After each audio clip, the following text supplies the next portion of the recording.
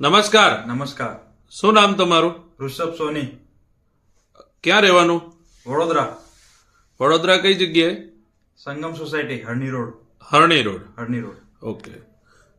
તમને કંઈક પ્રોબ્લેમ હતો? હા, તો શું પ્રોબ્લેમ હતો? મને કમરમાં ખૂબ દુખાવો હતો. ગાદી ખસી ગઈ હતી, નસ દબાતી હતી. અચ્છા, તો અને દુખાવો બહુ જ હતો. તમે ડોક્ટરને બતાવેલું? હા, ડોક્ટરનું કહેવાનું શું થતું હતું? બસ MRI ના બધા રિપોર્ટ કરાયા પછી ઓપરેશનની વાત કરી હતી મને. તો ઓપરેશનનો ખર્ચો તમને કંઈક કીધો હશે? હા, કેટલો ખર્ચો કીધો હતો? હવે 2.5 થી 5 લાખનો ખર્ચો કીધો હતો. 2.5 થી 5 લાખ રૂપિયાનો ખર્ચો તમને કીધો હતો. હમ. તો અત્યારે તો તમને સારું છે. સારું છે.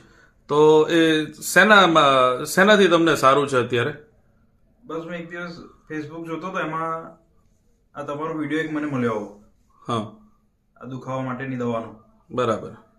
પછી મેં એના પરથી તમારા નંબરનો સંપર્ક કર્યો. એ Okay. નંબરથી તમારો સંપર્ક કર્યો ઓકે અને પછી મને બધી દવાઓ મળી છે તમારી. ઓકે. તો એ કઈ દવા તમે લીધેલી છે? જો એક આ ઓર્થોમેગા, પછી બીજી છે ઓમેગા ફ્લેક્સ, ઓમેગા ફ્લેક્સ, પછી ત્રીજી છે joint gym, joint gym. Okay. અને આ છે calcium D3. Calcium D3. Okay.